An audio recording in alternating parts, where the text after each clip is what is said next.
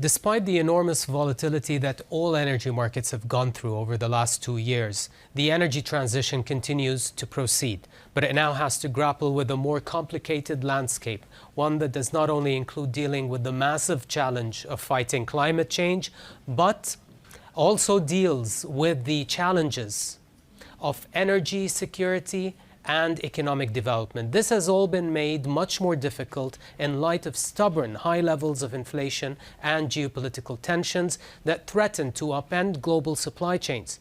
These developments have made way to new voices to emerge with regards to the debate on energy transition, emanating mainly from the global south. So what are these new perspectives, and how have they changed the debate on energy transition? And do they open up new pathways to reaching net zero in the next couple of decades? I discuss these questions with my guest. Joining me from Chicago, Joseph McMonigle, the Secretary General at the International Energy Forum. Joe, thank you for coming on the program. With the global north leading the narrative on climate change and energy transition for over 2 decades now, how has that led to a new north-south divide? What are the most notable differences in viewpoints, and is there anything that both sides agree on? Well, Nasser, it's great to be with you again on the program, and this is a really important topic, and especially this uh, particular issue of the North-South divide on energy transition. And quite simply, I think the voice of the global South feels like they haven't been given due consideration in these global climate discussions. Developing countries believe that they're not responsible for the climate crisis and that they should be able to develop their own resources, including hydrocarbons, where appropriate for economic development. And as you know, the word energy transition means something different in the global South. It means, transitioning from, wood and biomass to maybe LPG, or in some cases from no energy to any kind of energy. So the concept, I think, of a wholesale global transition from traditional biomass to renewable energy without taking into consideration local conditions is really impractical, I think, in many of these situations.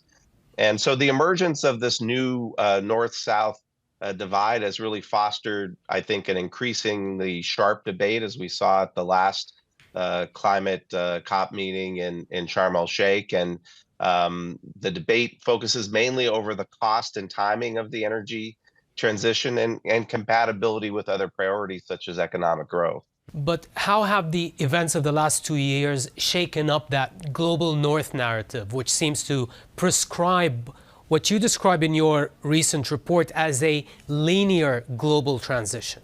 Well, that's right. I mean, developments, I think, over the last 2 years have demonstrated that the transition is more complicated, I think, than what we previously thought.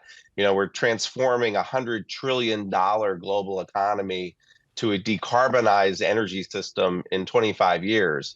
And that's a massive undertaking. Yeah. And so I think expectations of a linear global transition have really been shaken as climate goals have to now coexist with other priorities, such as energy security, which is now very much a priority for many countries around the world. And of course, as we talk about the global South, energy access and affordability. Of course. And really, the energy crisis over the last 2 years have pointed to the need to, I think, develop a multidimensional approach that is inclusive of different situations and starting points all over the world. Tell us more about what you advocate for in terms of a multidimensional approach to energy transition. What exactly is that, Joe? Yeah, so a multidimensional approach is really inclusive, I think, of different situations and, as I said, different starting points of all regions of the world. And it reflects, I think, a diversity of policy approaches and is really, I think, more equitable than maybe a one-size-fits-all approach. For example, in Africa, 600 million people have lack access to electricity, and the priority for these people is to get access to reliable power and affordable power. So if advanced economies burn carbon to develop their economies in the absence of a viable alternative, so will also Mm. the developing economies. And so the energy transition may not it may have started in the global north, but it really has to go through the global south. And to achieve that, it has to be truly global, and we really have to attend to the energy needs of the developing world. We hear a lot about just transition, but it seems that different parties have different understandings of what that actually means. Tell us a bit more about the varying perspectives on that term from your discussions. That's right. This was a very sort of hot topic, and I think brought to bear that just transition means different things to different people depending on what part of the world you're in. And we did, in preparation for this report, held dialogue sessions all over the world, from Africa to Latin America to Europe and the US. And so in the United States, for example, it really refers to environmental and employment needs of the poor and minority communities who are, quite often right around energy producing assets. And it also means, providing alternative opportunities in communities that are dependent on fossil fuel development as a source of jobs. In Europe, I think a just transition means recognizing and addressing different among different regions in terms of energy production and consumption. But in the developing world, a just transition means economic development and poverty alleviation due to Mm. considerations in energy poverty and also investment decisions. So I think a better understanding of these varying concepts of justice in energy requires a really a broad global perspective that encompasses the energy industry, workers, leveling up and advanced societies, and industrialization, I think, and access again Mhm. in the global south. And quite often at energy conferences that you and I attend, we hear a lot about the word stranded assets. And I Mm. think in the global south, they're focused on stranded lives and making that the priority. Oh, yeah, definitely.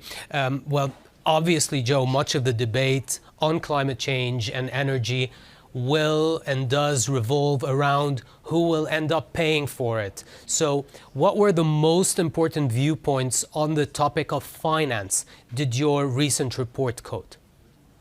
Well, we had a lot of interesting ideas and points of view on this idea of financing the transition. In developing markets, investors are seeking clean energy investments, but there is now sort of a shortage of commercially attractive projects. The other development that we had, of course, was this U.S.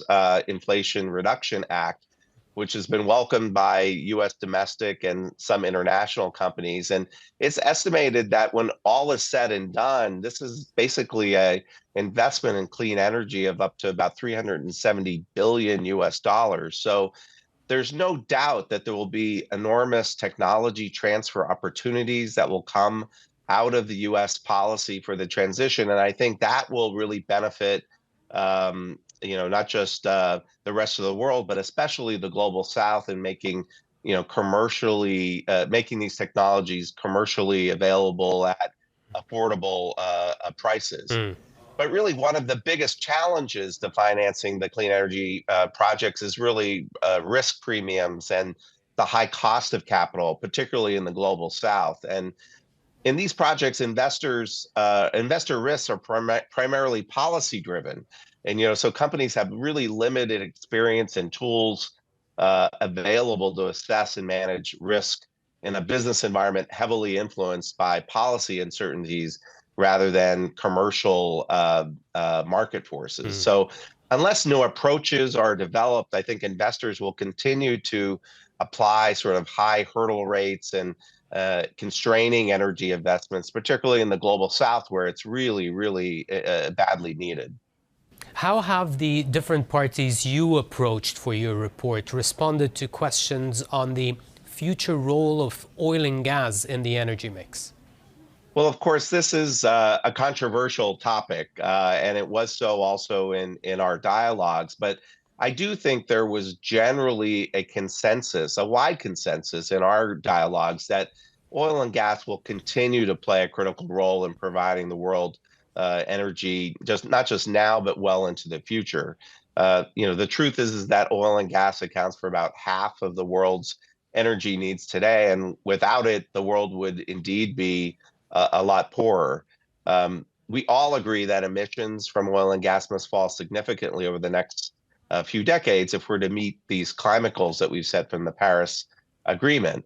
But we can't lose sight of competing priorities for both affordable and reliable energy. And I think this is why in our discussions, there was a lot of discussion about the massive investment needed in scaling up of decarbonization technologies, whether it be carbon capture, use and storage, direct air capture, which is getting a lot of Mm. attention these days, and the circular carbon economy that I think there's a lot of investment and momentum behind, particularly in the Gulf region.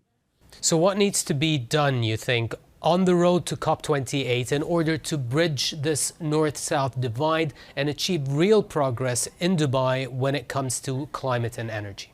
Well, I think COP28, we've got a great opportunity to have a very pragmatic discussion.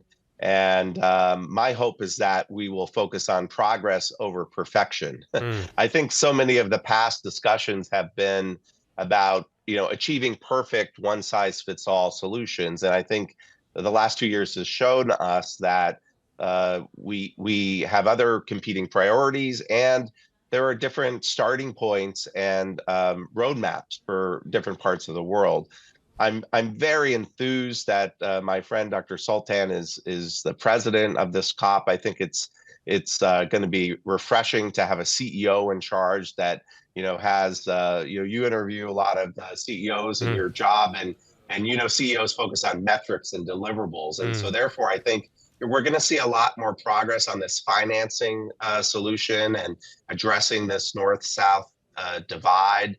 And again, I think, as I like to say, we'll hopefully have more when we come out of this COP.